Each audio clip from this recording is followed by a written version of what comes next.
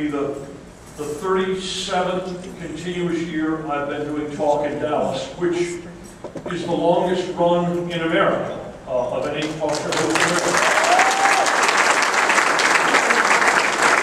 Thank you for congratulating me for being old. What I really enjoy about my job the most is that I love to laugh. I watch virtually no TV other than things that can either entertain me like a good movie or make me laugh like comedy things, okay? And sports is an incredible source of comedy. It's probably the best source of comedy we have in America other than an election year. So I've selected for you a handful of my favorite stories over the years. Stories that you may well have missed because they moved so under the radar in our world. First, the sports charitable gesture of my time goes to the Whammo Corporation. Whammo makes frisbees. And a few years ago, Whammo called in its international public relations and marketing people and said, we'd like to help somebody. Find us someone we can honestly help. Now, we'd like some bang for our buck, public relations-wise, but the prime motivation here is find somebody we can really help.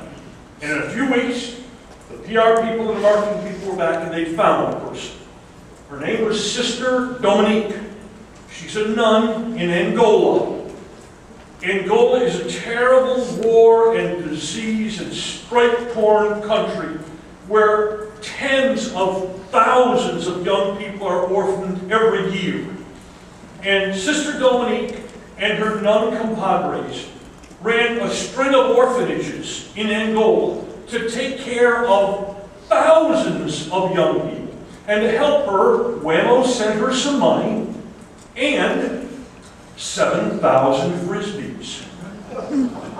Well, they knew that Sister Dominique didn't have a big old international phone service account, or didn't have a computer, didn't have a wonderful fax machine, so they knew that any thank you from her would be a while coming.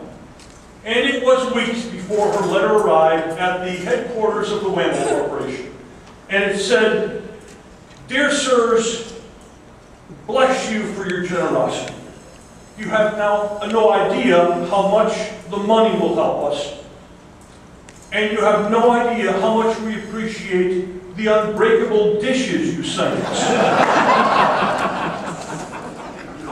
We eat now all our meals off them. But a funny thing has begun happening. After the meals are finished and the dishes have been washed, some of the children have begun throwing them around as a kind of game. This may be an idea for you."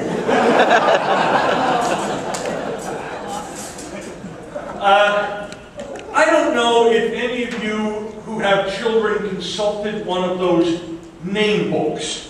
Anybody here? I won't ask you to stand. Okay, you just want to make sure what you're about to name your child doesn't mean like dead rotting dog in Chinese or something. Okay, you know, so you consult and what it means and things like that. It's supposed to be just fun to do as you're looking for the name of a child, right?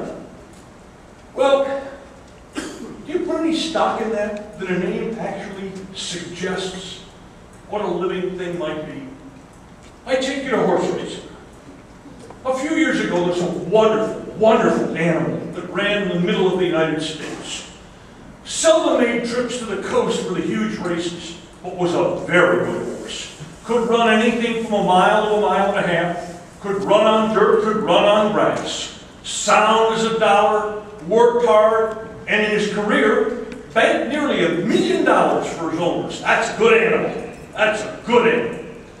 This animal, unfortunately, had one fairly significant personal problem. It bit. It bit everything, and it bit everyone. It bit its trainer, it bit its rider, it literally bit the hand that fed it. People walking by its stall, it would lurk back in the stall, and as they walked by, it would go, "Nah!" and lurch out and try to get a nip of a shoulder. This horse, twice in its career, was disqualified for races for the clandestine racing offense of savaging. What is savaging at a race? It is when the race is going on, and here's the leader, and here comes our hero, and he draws up, he draws up, he draws alongside, he goes right on by. No, he doesn't. He slows down and goes, and starts biting the horse he just caught. Twice, its trainer was asked to leave the track where this horse was stabled and go someplace else. You're welcome to come back for a race. You just can't keep that thing here. Well, long before this horrible personality trait surfaced, the horse had to be given a name. They named this animal Who's for Dinner.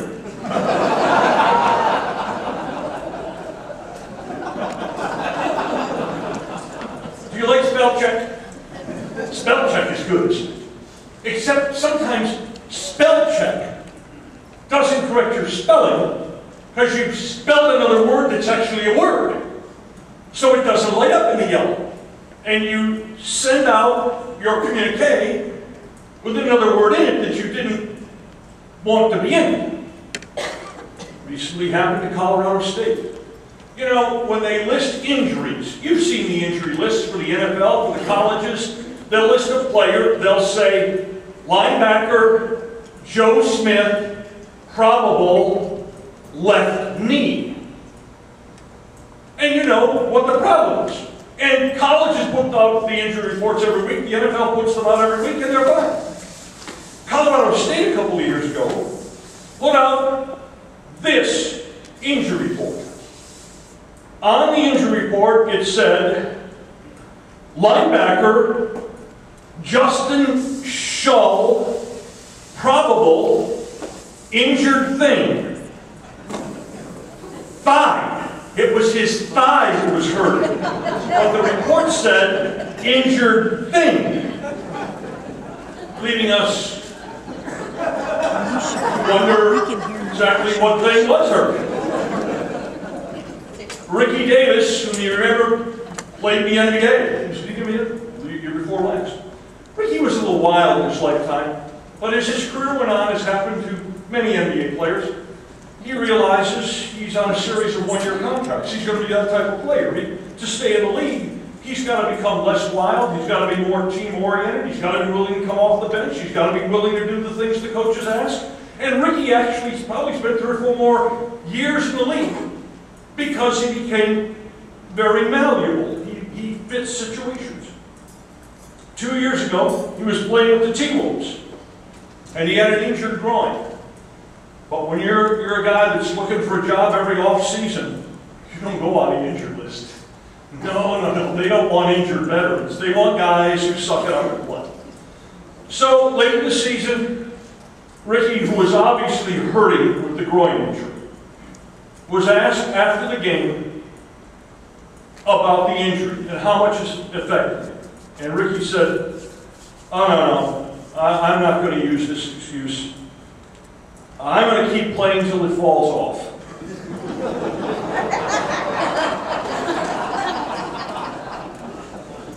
Now, that's a tough guy. That's a tough guy. My all-time favorite name in sports, a Romanian women's hurdler who held the world record in the 110-meter hurdles. This was not just any hurdle, she was good. The 110-meter world record holder was named, in hurdles, mind you, was named Marina Stepanova. Was that woman born to be a hurdler with the last name of Stepanova? Next, let's go to Ohio State for a moment. Gone through some tough times recently, real tough times. NCAA probation, coach fired, Jim Tressel, all sorts of allegations, kids kicked off the program, now trying to reorganize under Urban Meyer. This is not the first time that Ohio State's been in trouble. In fact, in the late 90s, Ohio State punished a coach by suspending him without leave and without pay for having given improper benefits to one of his athletes. We all know what improper benefits means, one way or another. All right. What sport was the head coach at Ohio State suspended for giving one of his athletes improper benefits? Not football. Basketball? No. Baseball? No. Track and field? Golf? No. The coach that was suspended at Ohio State for under-the-table paying one of his players coached synchronized swimming. We have gotten so low in America. We are cheating in synchronized swimming. However, this brought up a second question for me. How is he not paying more than one person? Who did the really good ones sync up with on the team?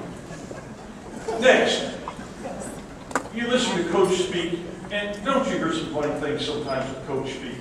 I mean, they say things, and they're at a press conference, and Jason Garrett uses the same phrases every week because he just wants to get through the press conference. He wants to get on and coaching his team, and especially in difficult moments, they can be distant and short with their answers. And Missouri now has a good football coach named Gary Pinkel. They used to have a pretty good football coach named John Smith, who's since gone on to coach other places pretty well. But John Smith was eventually fired at Missouri. One of the things that led to the firing was in his last year. He lost 30-0 to Kansas State. That's not a good result if you remember the Big 12 of a few years ago to be pasted by Kansas State. After the game, John Smith, laboring with a losing problem and just trying to get through this horrendous day in which they lost 30-0 to Kansas State, in his press conference gave us this bit of football wisdom. Coach Smith said, quote, "Had we been able to generate some points, the score would have been a lot closer." That's how you rise to the top of the college football coaching totem pole, baby. That man understands the game. Next, one of my favorite TV moments of all time came years ago in the 90s at the British Open.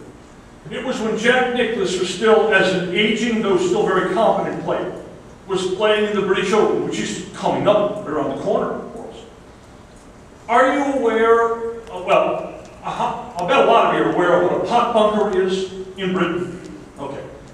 That's a sand trap with no bottom, basically, for those of us who aren't familiar. It's a sand trap, but it's like a small well, okay?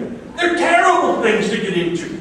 They're terrible. It's not like our nice, gentle, sloping sand traps. And these things can be 6 feet deep. You hit it. The first 2 rounds are on ESPN of the British Open.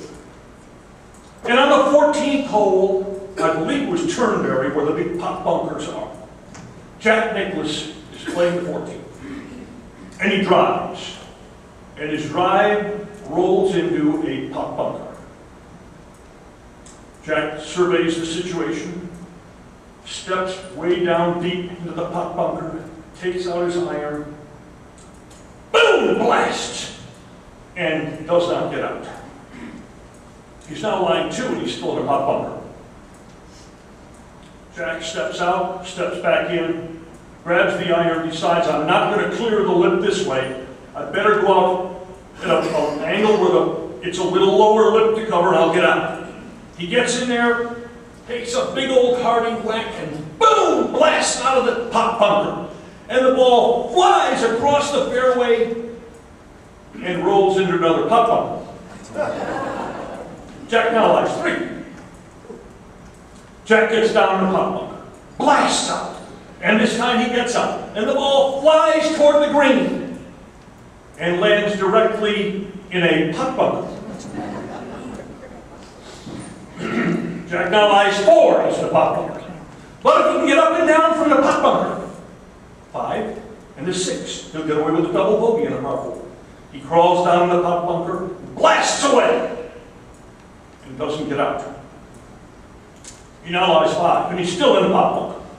He gets back down in the pot bunker, blasts away, and the ball comes flying out of the pot bunker, across to the other side of the green, and into a pot bunker.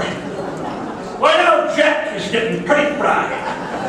Jack goes over, grabs his iron, whack, smashes the ball in the pot bunker, flies back over the green, and into the grass alongside. Boom, Jack knocks it out of there. Boom, Jack 2 putts, and Jack has a 10. A 10 on a par 4. By now, ESPN has covered every agonizing second of the 14th hole for Jack. It's taken him about 20 minutes to play the hole. Jack, looking 4 years older than he did when he teed off, trudges to the hole with that slight limp he had because of the hip, fishes the ball out of the hole and trudges toward the 50. ESPN now has to get right to a break because they've gone this whole agonizing hole covering Jack's problems. So they quickly say, it's a 10 for Jack, we'll be back with more coverage from British Open next. And they go right to break. And the first commercial in the break is a 30-second spot for Jack Nicklaus Golden Bear Irons, in which the announcer says, "Isn't it about time you put your game in Jack's hands?"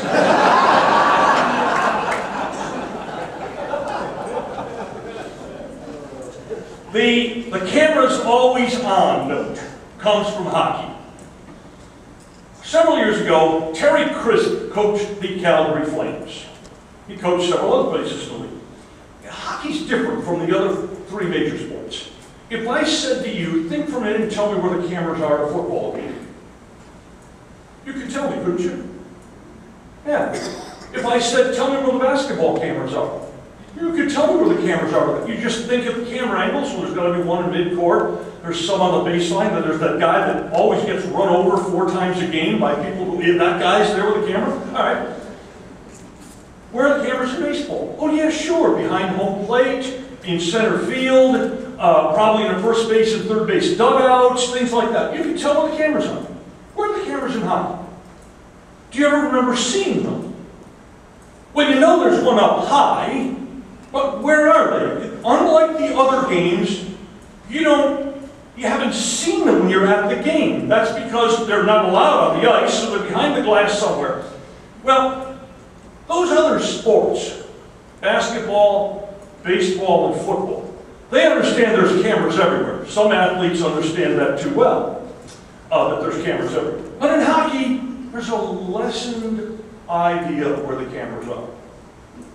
And in hockey, you can't stop to give cutaways of the crowd, shots to change the view during because it's hard enough to follow the puck without cutting away from the ice while it's in motion. So sometimes in hockey, they'll go 4 or 5 minutes without a whistle, and the camera it's one camera just follows this little tiny puck around this big old sheet of ice. This happened in the Calgary. They'd gone several minutes or a stoppage in play before finally there was a whistle.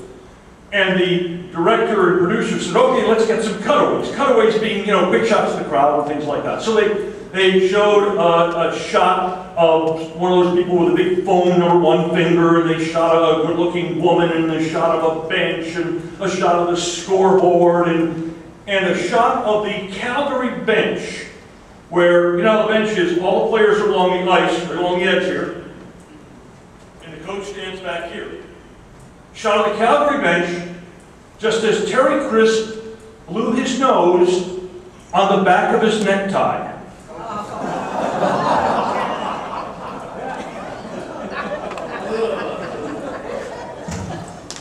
Oh, how disgusting. I mean, literally,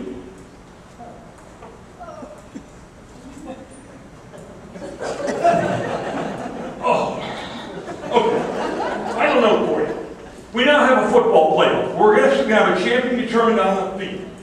May not be the one we want, it's only 4 teams, but at least we're going to have a way to determine the national champion without people voting or some complicated theory that Steve Jobs couldn't figure out before he died.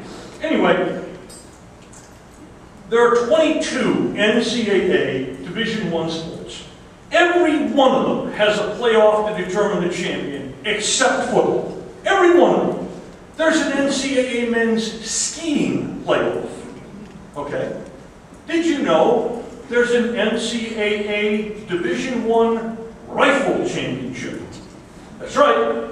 All the best rifle teams in America get together at the end of the rifle season, whatever that might be, and have a playoff to determine the best rifle team in collegiate sports. Let's see.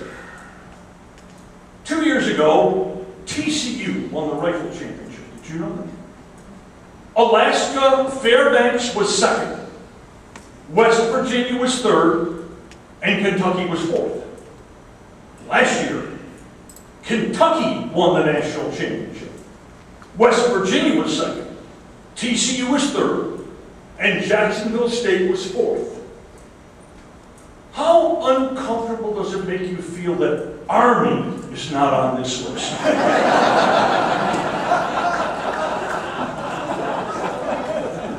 Let me guess. When the invading hordes pour across the Canadian border, TCU is going to save us? I don't think so. I just don't think so. Okay. Now, let's take some questions.